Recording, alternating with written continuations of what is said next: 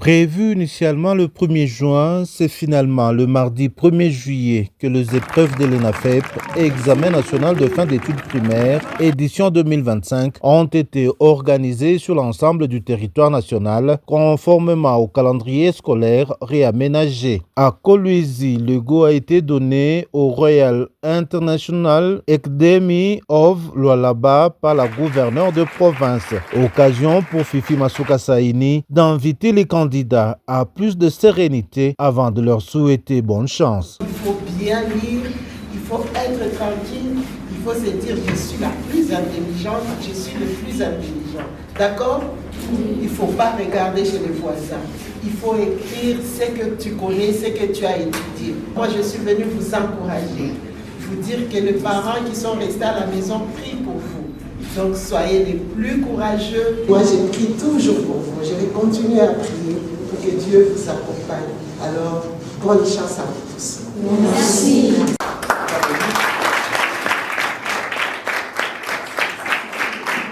Cette compétition nationale a aligné à travers les 5 sous-divisions de la province éducationnelle Lualaba 1, 61 938 candidats, dont 30 901 filles, disséminées dans 156 centres d'examen. Clôturant la visite de centre sous le guide du prophète de Lualaba 1, Bonaventure Mokubu, le ministre provincial en charge de l'énergie faisant l'intérim de sa collègue de l'éducation a salué les bons déroulements des épreuves de cette première journée. C'est une journée assez importante pour nos enfants.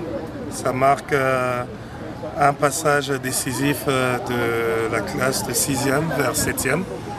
Il était important pour nous, qui représentons notre collègue le ministre de la Santé empêché, de pouvoir venir, au nom de Madame le gouverneur, encourager nos enfants, mais aussi nos parents qui sont à la maison et qui attendent beaucoup de la part de nos chers élèves.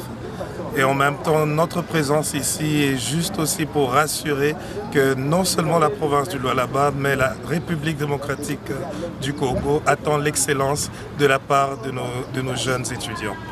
Et jusqu'à présent, nous avons constaté que l'organisation ainsi que les épreuves se déroulent normalement. Nous avons déjà des enfants qui ont terminé en moins d'une heure. Donc ça laisse à prévoir que nous aurons des bons résultats. Je tiens en même temps à remercier tous les parents pour les efforts consentis avec nos jeunes étudiants et que notre Seigneur puisse tous les protéger. Soumis aux examens de français et de culture générale, cette entrée en la matière a été différemment vécue par les candidats. L'examen, ça s'est bien passé. L'examen était facile. Ils ont posé des questions faciles. On a travaillé sans traîner. Aujourd'hui, c'était français et la culture. Il y avait certaines questions qui étaient un peu difficiles, mais je me suis retrouvée très facilement.